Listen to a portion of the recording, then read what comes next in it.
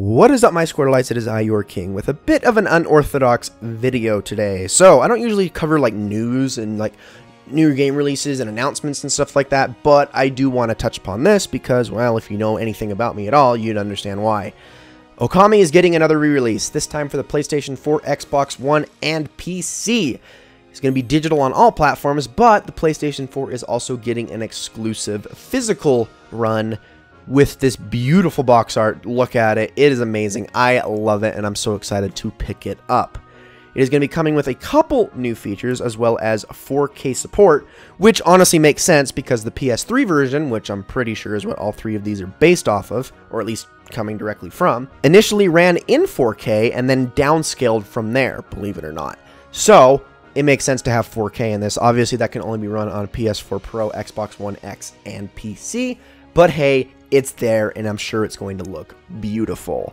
That aside, the other features being added into the game are a 4:3 aspect ratio option, and the loading screen minigames, which were in the PlayStation 2 version only, are going to be making a return. Now, the 4:3 aspect ratio makes more sense to me, believe it or not, because if you want to go for the full nostalgia factor, the PlayStation 3 version had a filter option, and what I mean by that is, in the original PS2 version, Okami looked very grainy, and by that, I mean it looked like it was taking place on a heavy, thick piece of parchment paper. That's just the graphical style that was in there. In the Wii version, they completely removed that filter, and the game looked a lot more clean. In the PlayStation 3 version, they found a little bit more of a middle ground for the default, but allowed you to switch either to the Wii version, or the Wii's likeness, with a very light filter, or go back to the way it looked on the PS2 with a very heavy filter. I would imagine that this is going to be retained in the subsequent ports, and then with the 4:3 aspect ratio, you can basically go full PS2 nostalgia if you wish, with faster loading times and better running game overall. Speaking of faster loading times, why are we getting this loading screen minigames back?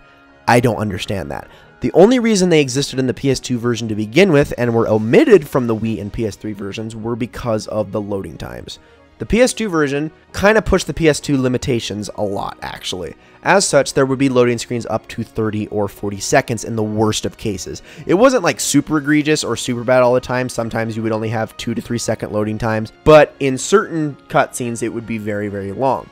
As such, what you could do is press X in rhythm with the paw prints that dotted across the screen during the loading times. If you did this successfully, you would get a Demon Fang at the end of it. The only other way to obtain these Demon Fangs was by killing enemies in very specific ways. Obviously, this made sense to include in there because you could at least give players something to do. In the Wii version, and especially the PS3 version, the loading times were cut down a lot. In fact, in the PS3 version, I can't recall a loading time in the entire game that was longer than 10 seconds. Which, for the most part, if a loading screen is about that long, it's almost impossible to complete the minigames, at least as they were. So either they gotta be changing these minigames, or they don't make sense to be in there in the first place. I imagine that they're changing them, but they didn't say anything about that. So, why are these in there? Especially considering the fact that there is no indication or announcement of the fact that a skip cutscene option is going to be available. Now, there's always the possibility that Capcom's like, well, that's expected, so of course we're going to have that in there. But it's kind of not, considering Okami. The only version that's ever had a skip cutscene button was the Wii version. For all the crap I give that version, and I still think it's objectively the worst version, it had a skip cutscene button at least. The PS3 edition, which came out, what was it, 3 years later, did not have a skip cutscene button. So I'm a little bit worried that this one won't either, which would be kind of bad. Don't get me wrong, I love Okami's cutscenes. I think they're all wonderful, and I think they're all very well written and directed. But I'm not going to deny they are pretty long, especially upon subsequent playthroughs and dealing with stuff like the opening cutscene, which is about 20 minutes long. Not having a skip cutscene button for that seems almost like a boneheaded move. What's not as much a boneheaded move, in my opinion, is the fact that there is no Switch version announced. Now, I know people are very angry about this, and I'm not trying to bash on the Switch for this at all. In fact, I think it would be stupid if Capcom never put this version on the Switch. They got to at some point. But it does make sense as to why it's not on the Switch initially. PS4, Xbox One, and PC version, I guarantee you it's the same freaking game. Like, not even a change in code other than, to make it run on each one of the systems. It's probably the exact same freaking file copied onto different discs. Or, you get my point. Only PS4's on disc, but whatever. You get my point. It's pretty much the exact same thing. I don't think they can get away with that on the Switch because, well, the hardware is different. It's not at all the same. PS4 and Xbox One are glorified, underpowered computers. The Switch is not like that. It's not the same kind of machine at all. So they probably have to port this in a completely different manner. That said, I don't think that's a totally valid excuse as to why they don't have it on the system. What's a little bit more of a valid excuse is the fact that multi-platform releases tend to be a little bit problematic on the Switch, as you guys may have noticed. Whether it's the approval process, it's also cartridge cost, but I mean, that obviously wouldn't be the case this time. But whether it's the approval process or other things, Switch games tend to be more expensive on multi-platform releases. They are usually about $5 or $10 more than they are on other systems. And considering the nature of this re-release, I don't really think that Capcom, you know, the kings of not giving a crap and the kings of re-releasing games over and over and over, really wanted to deal with the potential backlash of having to release this port at $30 while the rest were at $20. On top of that, and I think this is very unlikely, but it is a possibility, I wonder if they couldn't get this by Nintendo because Nintendo wanted them to make use of the hardware in some way with this port.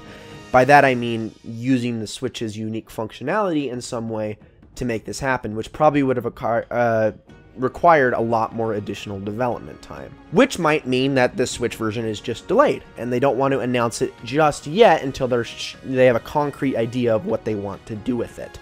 So I think it would be stupid for the Switch version to not ever happen, though, Capcom, because I have to say, Nintendo's the target audience here. For all intents and purposes, Okami is, at least in my opinion, a much better Zelda game than the rest of the Zeldas. Not including Breath of the Wild, because that's not the same format, but as far as all the other Zelda games go, it is that formula basically perfected. So, considering it is a very Zelda-esque adventure game, that kind of is your target audience. You want to hit a lot of those Nintendo fans who are very much into Zelda-like games. Obviously, I don't think they're all going to enjoy it more. I mean, whatever. I mean, that's completely my opinion that it's better. But it is still undeniably in the same category as a Zelda game. It is very much that kind of adventure game.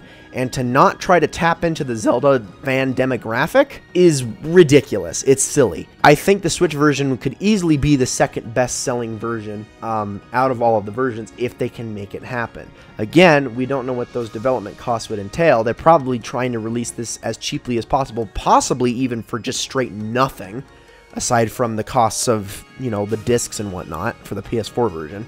I mean, that's probably what they're trying to do, and they don't want to go through any additional hoops.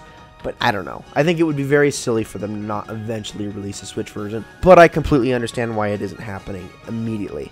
Of course, I could always eat my words, and it could get announced in the next Direct. We'll see.